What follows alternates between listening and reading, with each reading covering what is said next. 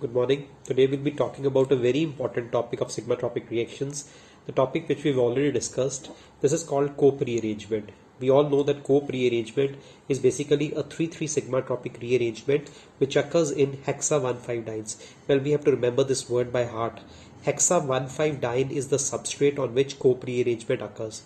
So if I have to draw hexa 1,5-diene, this molecule is this. Of course, as again in all pericyclic reactions, the polyene system should remain in a cissoid form in order to be reactive.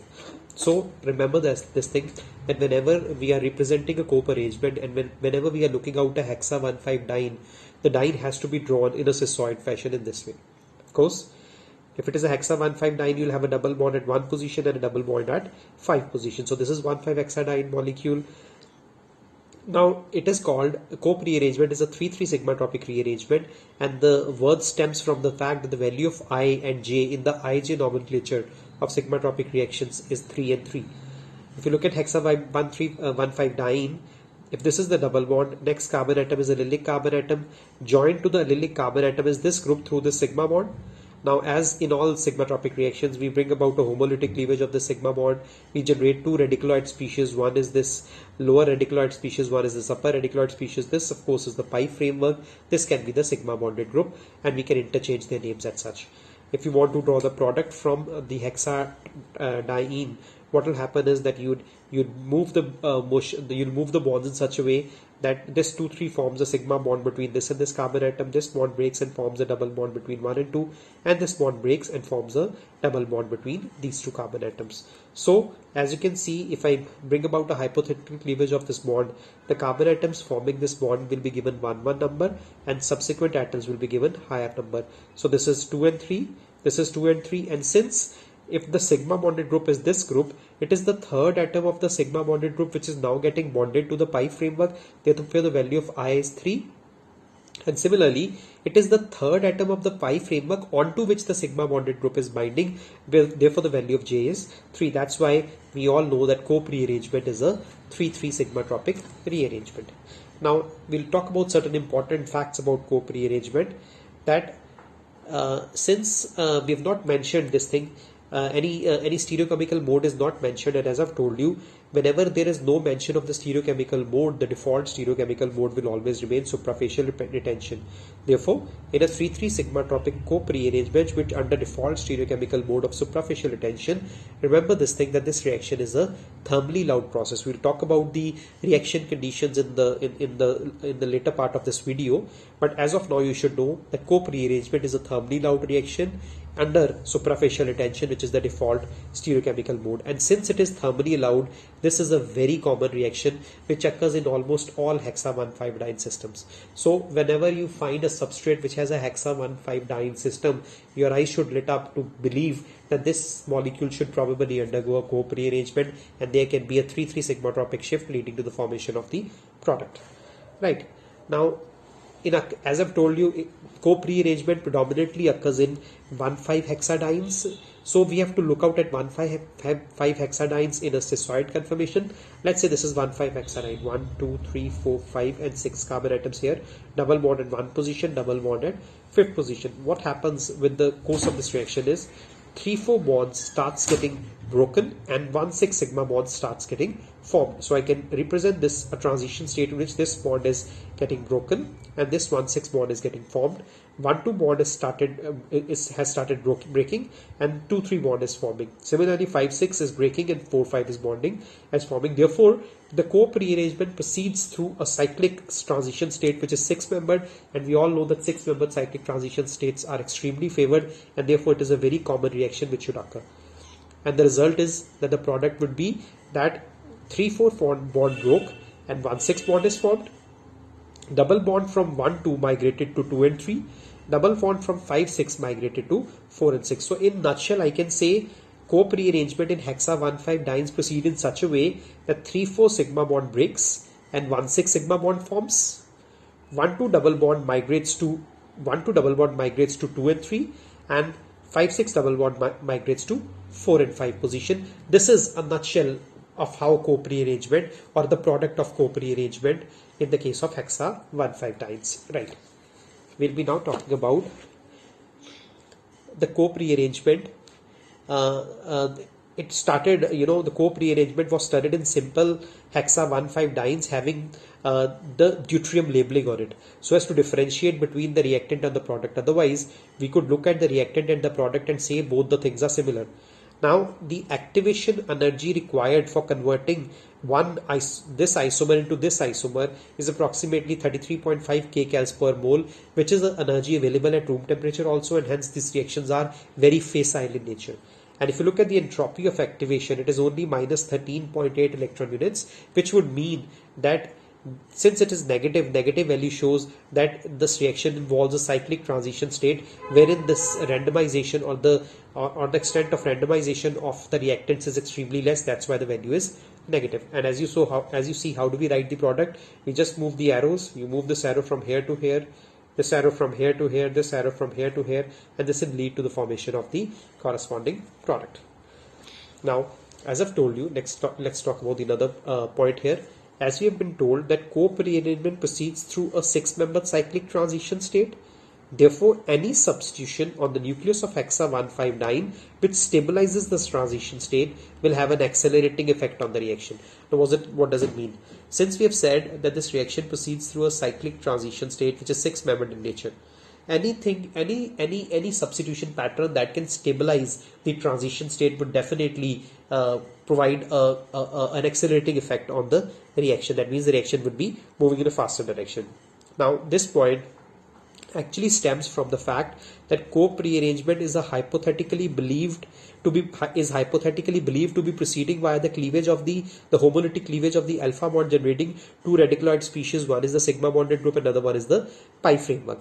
And you know this thing that normally speaking, the cope rearrangement, it proceeds in such a way that we believe that there's a cleavage of the sigma bond, and once the sigma bond cleaves, there are two radicaloid species. One is the pi framework, another one is the sigma bonded group. And as we all know that these radicals are normally electron deficient in nature, so any substitution that could bring down its electron deficiency, that could lower its electron deficiency by donating electrons, should stabilize the transition state and should favor the reaction in the forward direction. And therefore, we can say that if I have donor groups attached to these radicaloid species which would be generated post the hypothetical cleavage of the sigma bonds, this donor groups would provide possibly a method or a stabilizing effect on the molecule.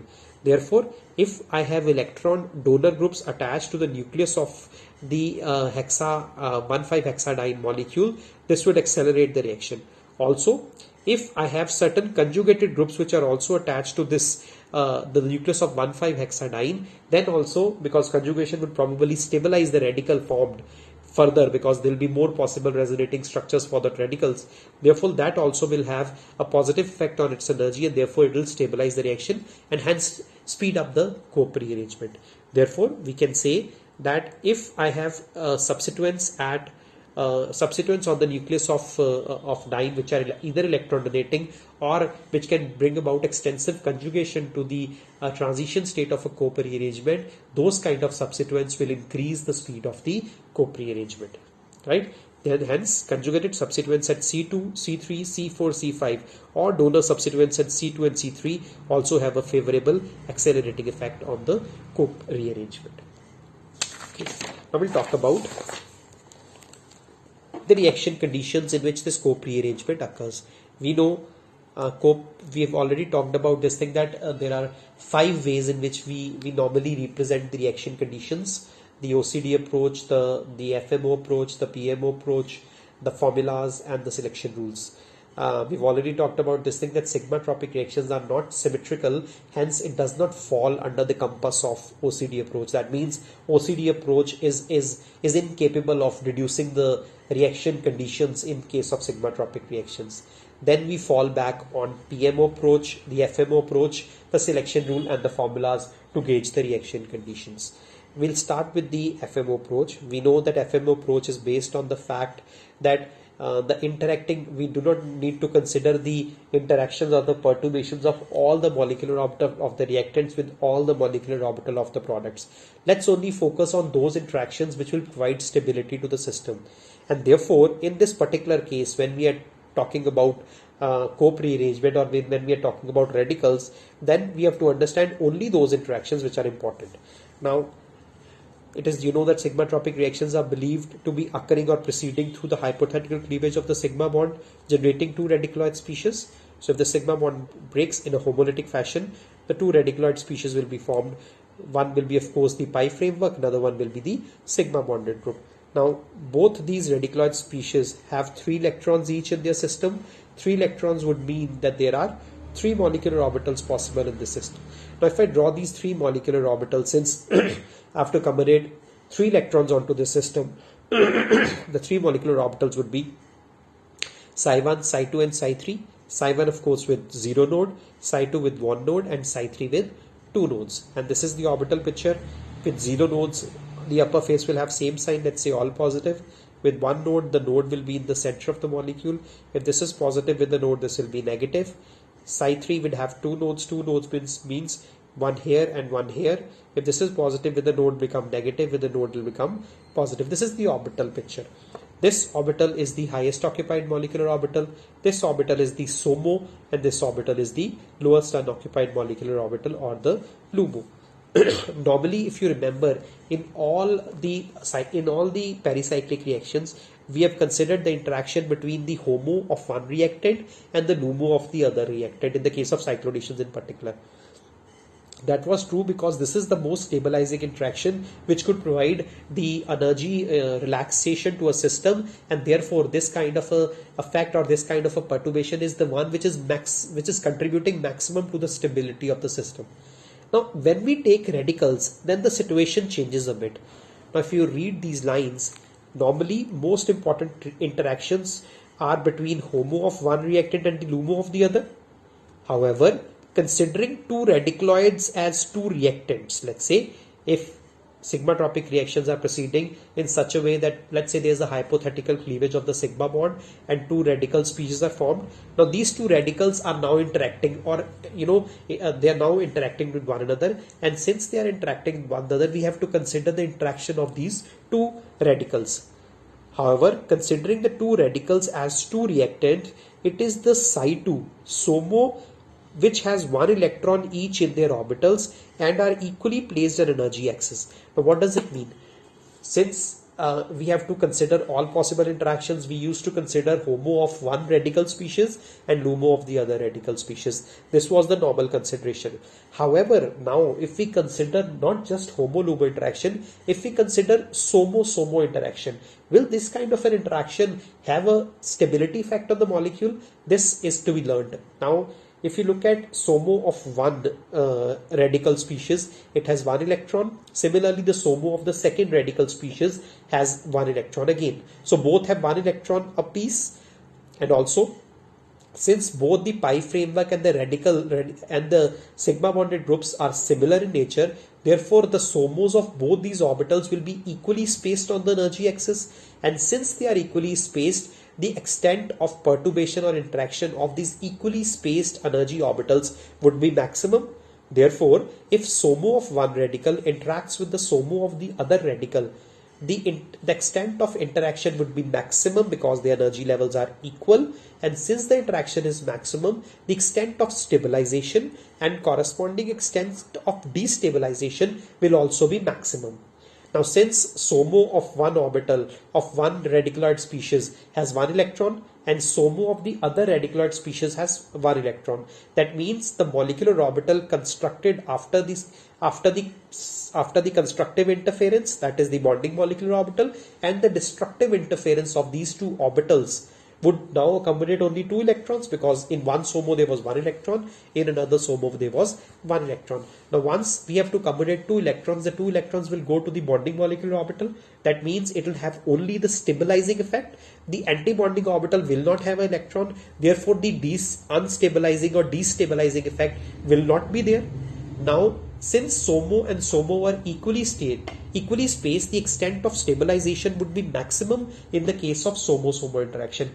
Hence, in the case of radicaloids, which have more than one electron in their sigma bonded group, remember, which has more than one electron group in their sigma bonded group, under those conditions, More than homo-LUMO interaction, it is the SOMO-SOMO interaction of the interacting radicaloid species which is most important, most contributing, and therefore this interaction should be the one which we should look out in the case of FMO approach to work out the reaction conditions.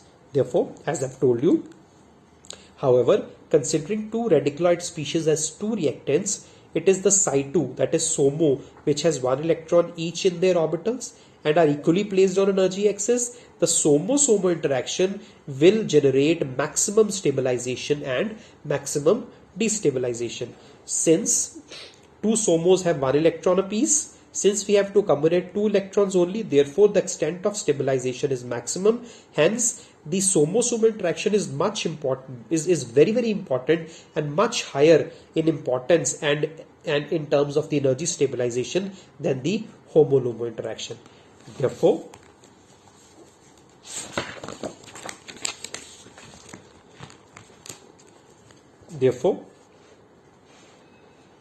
while considering the radicaloid species having 3 or more electrons, it is the SOMO-SOMO interaction which is more stabilizing and hence more considerate than the other interactions between, means the HOMO-LUMO interaction.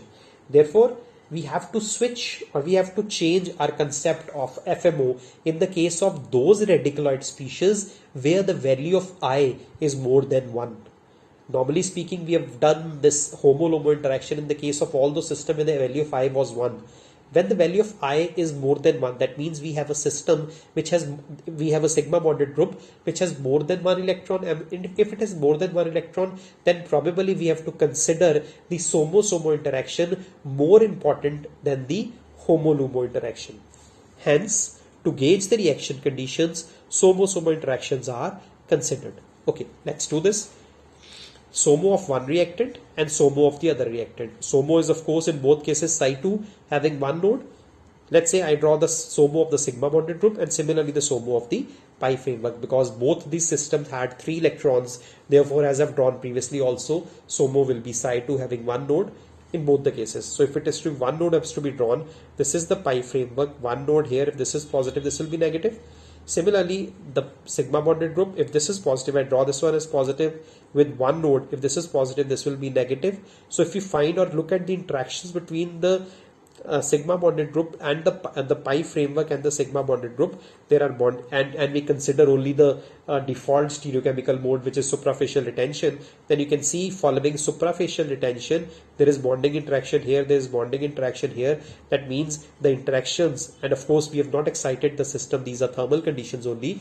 Therefore, I can say that under thermal conditions co-rearrangement is allowed under, of course, the default stereochemical mode of suprafacial retention, and in general we can straight away say that co-rearrangements are thermally allowed processes. Of course, the default mode is suprafacial retention. Therefore, using those systems or those sigmatropic reactions in which the value of I is more than 1, let's say 2, 3 or beyond that, under those conditions we do not consider the interaction of HOMO-LUMO. The SOMO-SOMO interaction gains precedence, importance over the HOMO-LUMO interaction, and in order to gauge the reaction conditions we consider the SOMO-SOMO interactions, because these interactions will have the maximum stabilizing effect on the molecule. Right, this was the PMO approach which gauged that the reaction is occurring under thermal conditions. Of course, the stereochemical mode would be suprafacial retention only. Right. Now, let's talk about the PMO approach.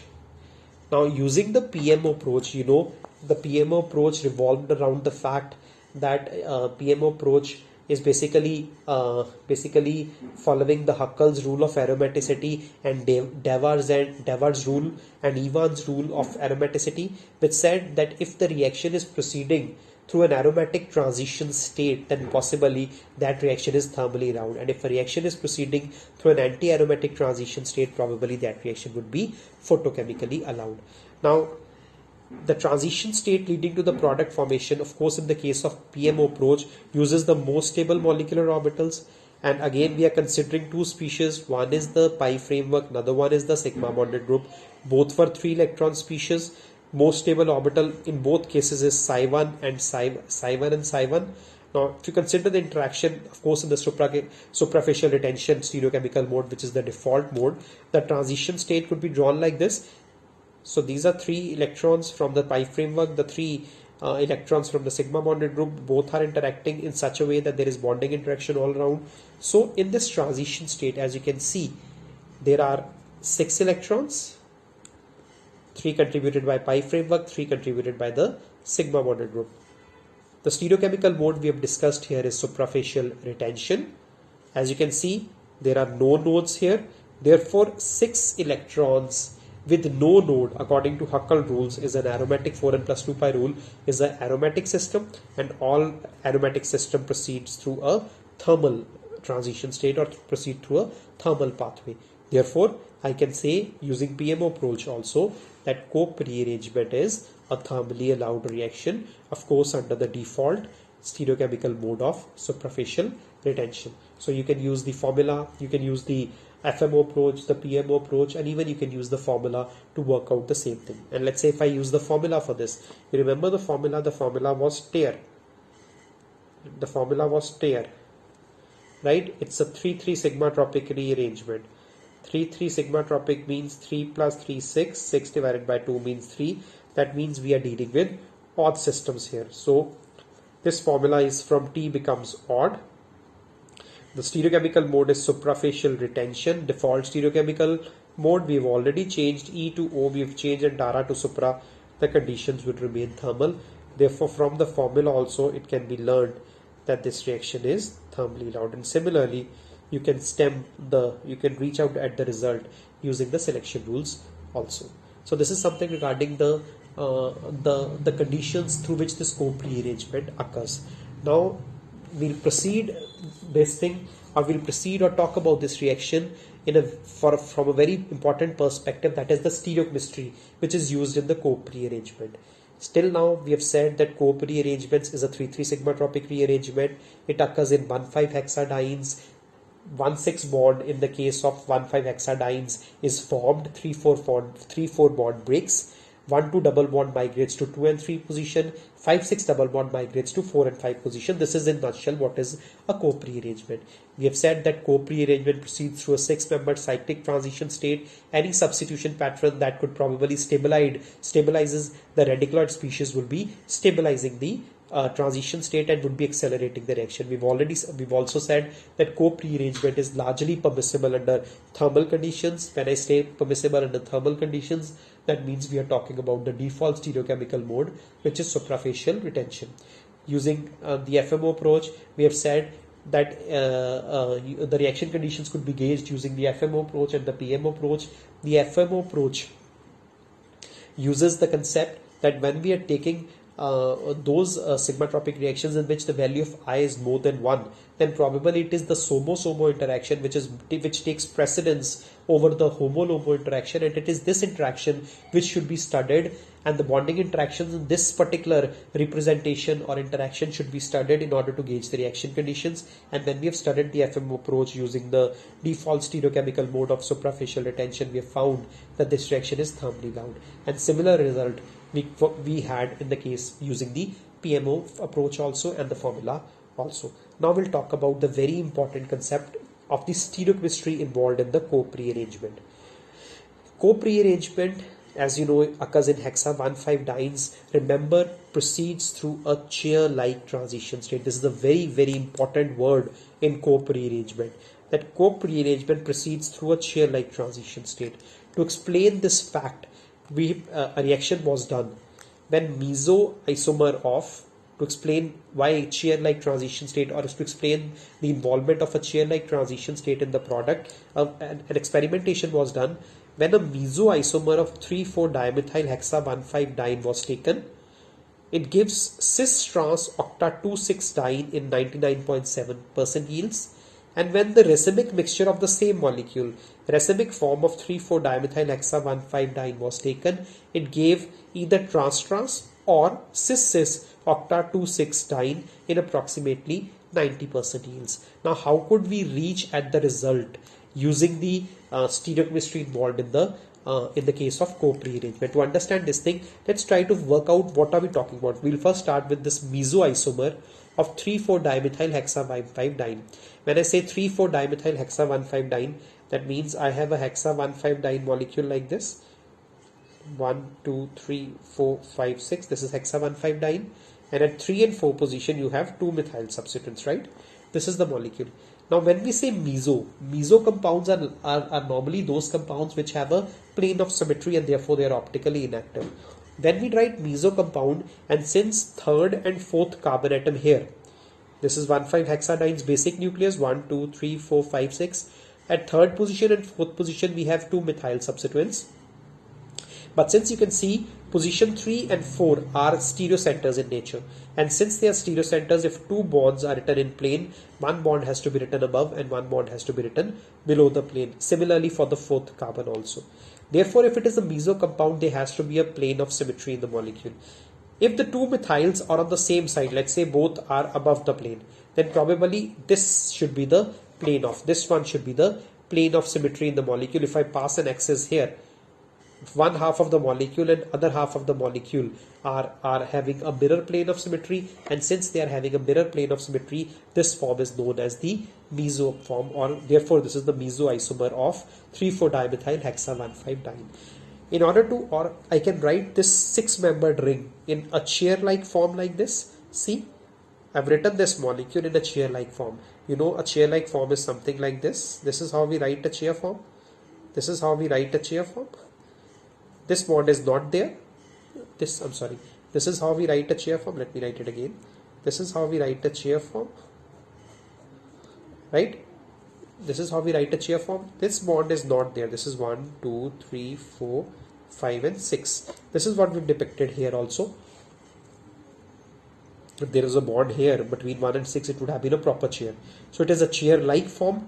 1, 2, 3, 4, 5, 6. 1, 2, 3, 4, 5 and 6, a double bond between 1 and 2, a double bond between 1 and 5 and 6. That's why it's a hexa 1,5-diene.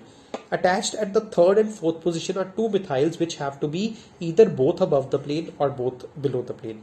Now if I have to draw, because you know in a chair form, on a saturated carbon atom, on a stereocenter, we can have two positions. One is the axial position, another one is the equatorial position.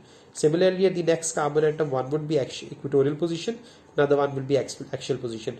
And you know that axial positions alternate. If first axial is up, the second axial will be down. Similarly, if first equatorial is down, the second equatorial will be up. Therefore, 2 methyls here, in order to have a cis relationship with respect to one another, that means in order to be meso in form, both methyls should be above the plane. Therefore, that means one methyl should be axial, another methyl should be equatorial. This should be the position of the 2 methyls if we are considering the meso isomer. The only another way of writing this molecule could be that we have written both methyls on the first. This methyl could be written here, this methyl could be written here. This methyl could be written here, which is on the equatorial position, and then this methyl would have been written here on this position, where both methyls could have been below the plane, and then we could have possibly written the similar meso form for this molecule. Anyways, considering this as the first reactor in which both methyls are written above the plane, in which both methyls are written above the plane, this is the meso form. Now, while undergoing this reaction, how does this reaction occur? As I've told you, it occurs in such a way that 3,4 bonds start getting broken. So 3,4 bond is breaking and 1,6 bond is forming. 1,2 double bond breaks and 2,3 bond forms. Similarly, 5,6 double bond breaks and 6,5 and 4,5 double bond is forming.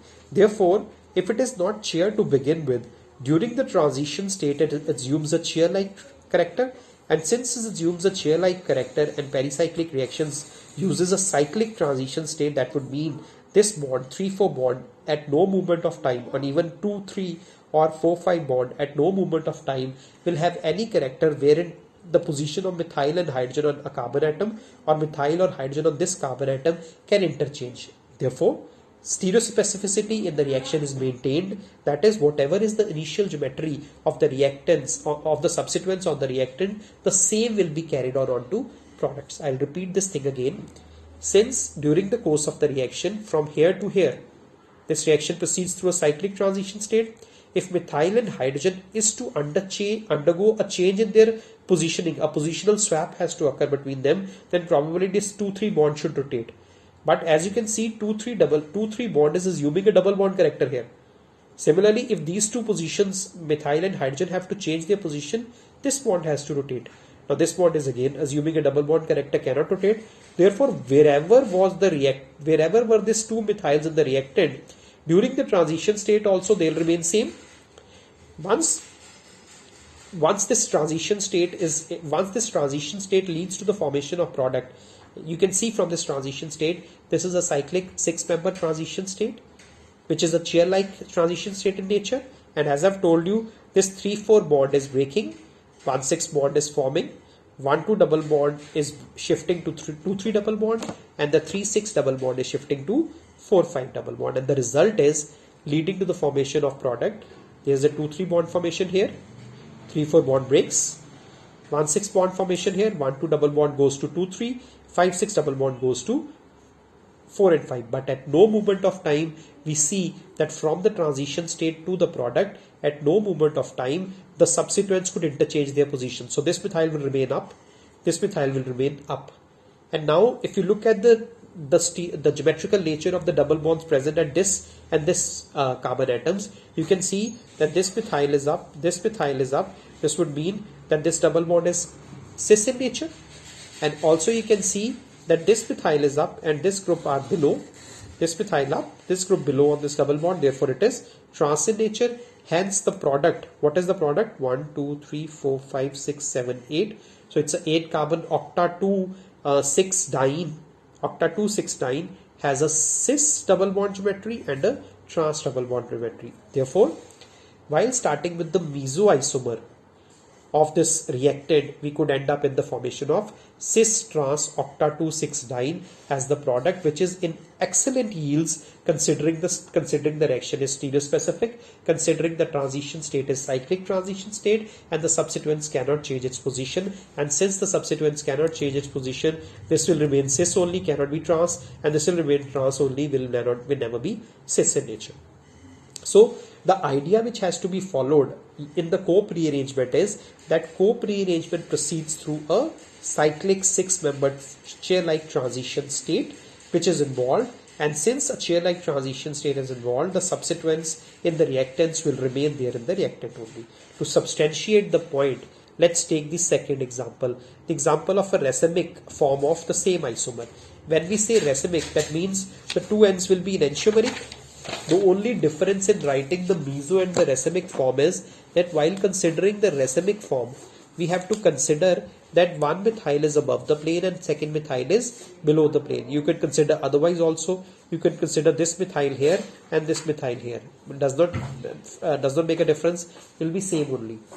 Now why they are racemic? Because this form and this form, the two forms, if you pass a mirror image here, this and this form are enantiomeric in nature, and since they are enantiomeric in nature, if one half can rotate light in one direction, the other half will rotate light in the opposite direction. So there will be an internal compensation, and whenever there is an internal compensation of optical activity, we call those compounds as racemic compounds, and therefore this is a racemic isomer. So if we start with the racemic isomer of the starting compound, then probably the product is something different. Now why it is different? Again, in order to draw cope rearrangement, we have to write a chair-like form to this molecule.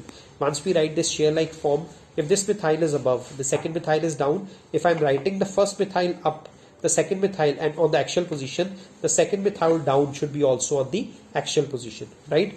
And then the chair-like transition state is formed from the reactant to the product. As you can see, the 3,4 bond is breaking and 1,6 bond is forming. 1,2 double bond migrates to 2 and 3 position. The 5,6 double bond migrates to 4 and 5 position. Therefore, a chair-like transition state is formed. Again, remember, it is important that at no moment of time this bond can rotate. No moment of time this bond can rotate. Therefore, whatever is the position of the substituents in the reactants, the same will be carried on onto products also. And therefore, if this methyl is above on the axial position here and this methyl is below, it will remain there while transforming from the reactant through the transition state into products. And again, if I write this transition state is 6-membered in nature, it's a chair-like transition state, which is always the case in the cope rearrangement. 3-4 bond breaks, 1-6 bond is formed, 1-2 double bond migrates to 2-3 double bond, 5-6 double bond migrates to 4-5 position, 4-5 double bond, right? So the product is what? Double bond is formed here, methyl still remains here, double bond is formed here, methyl still remains here. Now what is the position of, what is the stereochemical or the geometrical nature of this methyl? This double bond, this large group is on one side, this large group on the same side. Since they are on the same side, this is what? Cis. And if you look at this double bond, this methyl is here and this large group is again on the same side, therefore it is again cis. So when you started with the racemic mixture, the product is cis-tris, cis-cis, or it can be trans-trans, but when you started with the meso form, the product was cis-trans in nature. And this one particular example is a very, very strong evidence to support, considering the yield of the reactions is very, very high, the stereospecificity is very, very good, the stereoselectivity is very, very good. In fact, it is largely stereospecific in nature. Therefore, we can substantiate in saying this thing, that whenever there is a cope rearrangement, which occurs always in the hexa 1,5 dienes, it proceeds through a chair-like transition state, wherein the reactants, the substitution on reactant will never get a chance to swap their positions, and whatever is the nature of the substituents on the reactants, the same would be carried on onto products, right? Now we can therefore say that this reaction proceeds through a cyclic 6-member transition state. The substituents in the reactant cannot change their position owing to the concertedness of the reaction. Therefore, the position of the substituents in the reactants and the product remains the same. Okay.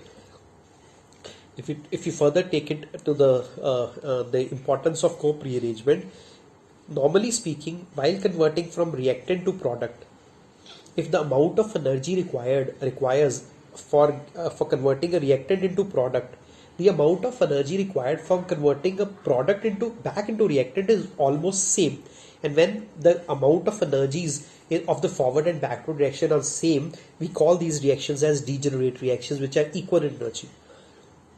Cope rearrangements are degenerate, which means that the product and reactants show a fluxional behavior, and hence they rapidly interconvert into one another. This is a very important fact of cope rearrangement. That means if, let's say, I have an isomer A, it converts into the isomer B through the formation of a chair-like transition state. Some energy would be required to conceive this reaction. From the product B again to the reactant A, if same energy is required, that means A and B would be rapidly converting into one another.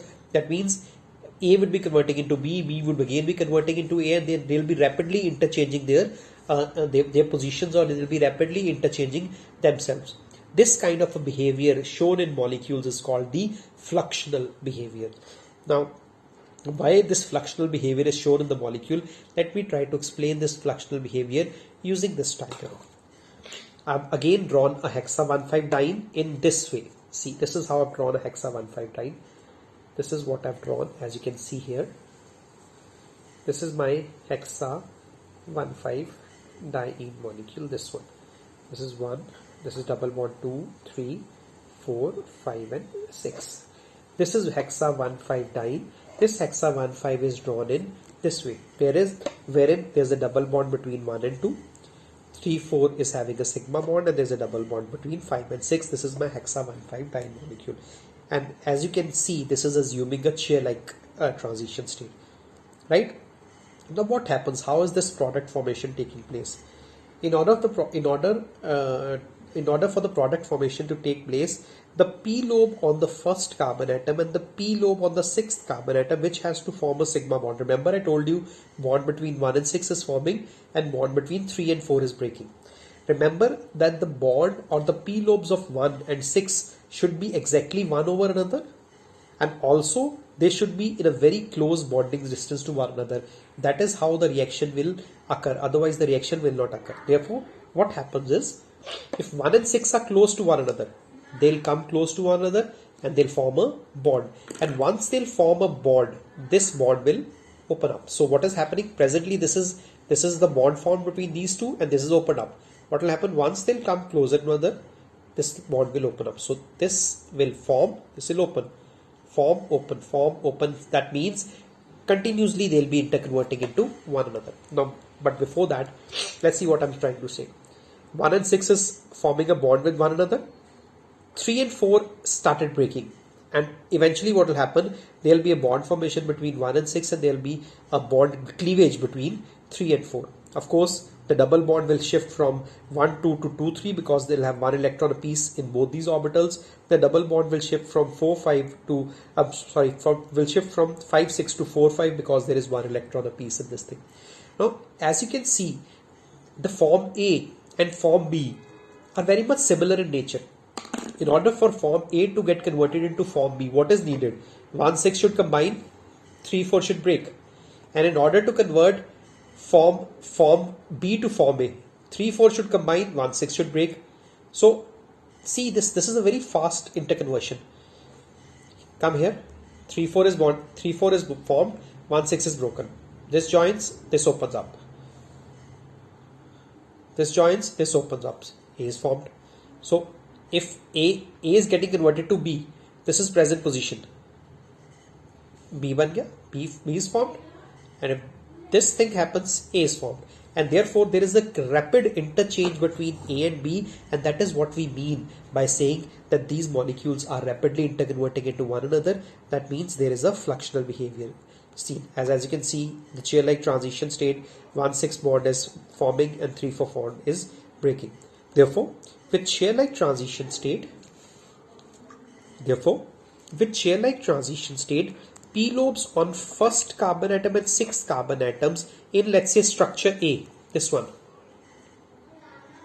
are exactly over one another and at a bonding distance.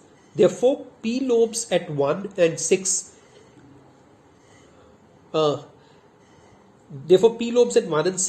joins, which weakens 3 4 bond, and eventually it breaks. This joins with one another, this weakens the 3 4 bond, and eventually the 3 4 bond breaks. Similarly, the 3 4 bond on the B isomer is exactly one over the other.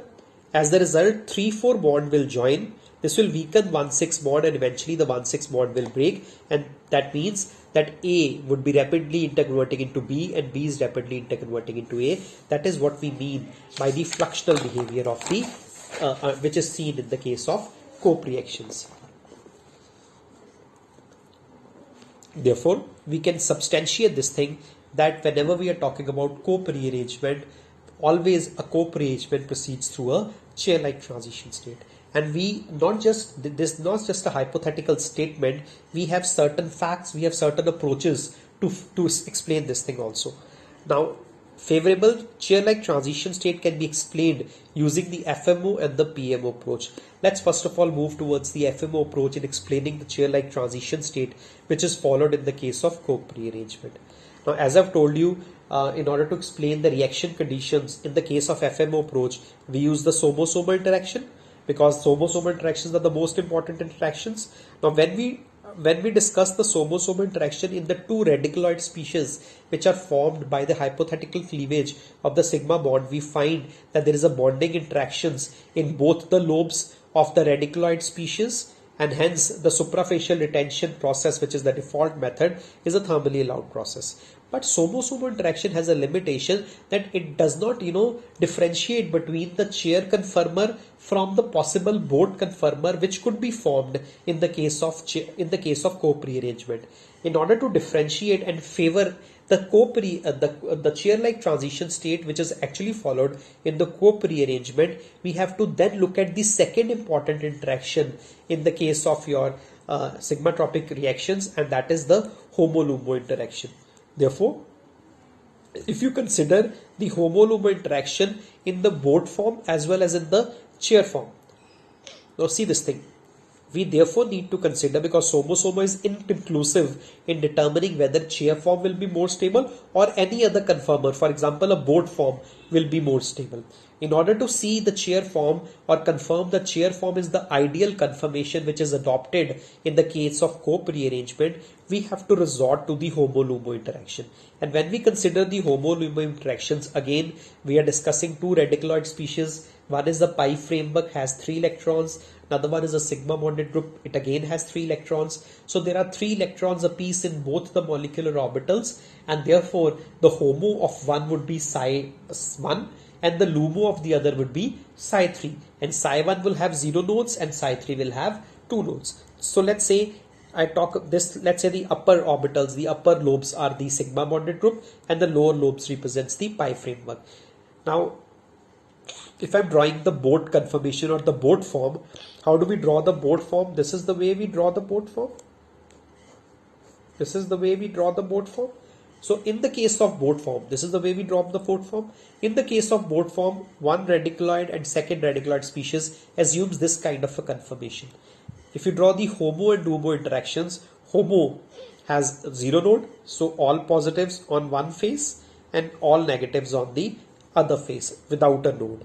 And if you're talking about LUMO, which is psi 3 star here, there are 2 nodes. So if it is positive here, as this is positive, I keep this one as positive. A node will convert it into negative. A node will convert it into positive. The primary interactions are between this orbital and this orbital, right? Because this and this is the bond. This is a 1,6 bond and this is the 3,4 bond. Now this and this is showing positive interaction. This and this is showing positive interaction. That means the primary interactions are bonding in nature. Therefore, reaction is allowed.